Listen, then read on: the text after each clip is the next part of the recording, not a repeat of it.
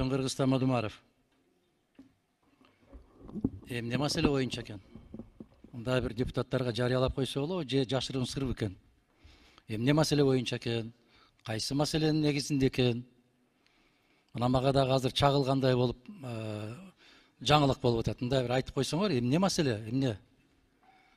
Аба кыргыз абасынан жутуп атат деген маселеси бар экен, же суусун ичип коюп атат деген эмне маселе экен? Же көп сүйлөп атат дегенби? Себеби эмнеде экен? Себебин окуп берейин сизге. Ошон үчүн окуш керек да, биринчи маалымат бериш керек да депутаттарга.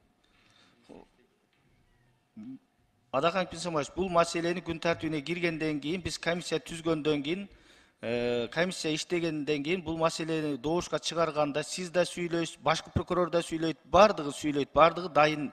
Эмнеге болуп атканын ошол жерде элге түшүнүктүү кылат. Сиз да айтасыз, сизге да сөз берилет, башкы прокурор өзү келет ушул жерде.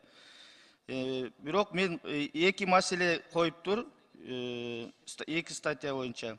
Кыргыз Республикасынын Жогорку Кеңешинин депутаты Мадумаров Адахан Кимсанбаевичти Кыргыз Республикасынын Кылмыш жаза кодексинин 36 беренесинде, 278 беренесинин 1 бөлүмүндө жана 36 беренесинде 326 беренесинде көрсөтүлгөн кылмыштарды жасагандыгы үчүн кылмыш жаза жоопкерчилигине тартууга макулдук берүүңүздөрдү биринчи.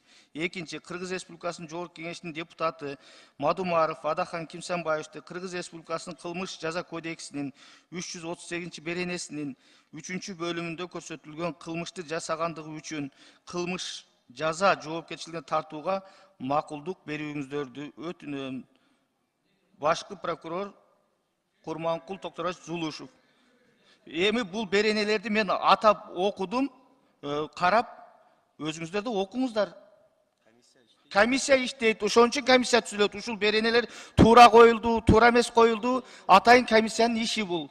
Урматтуу депутаттар. Ошон анан комиссия изилдеп, аныктап, иликтеп чыгат. Ошон үчүн комиссия түзүлөт. Ушул коюлган беренелер туурабы, туура эмеспи, дал келеби, дал келбейби? Туура, эми буну баарыбыз эле түшүнүктүү да.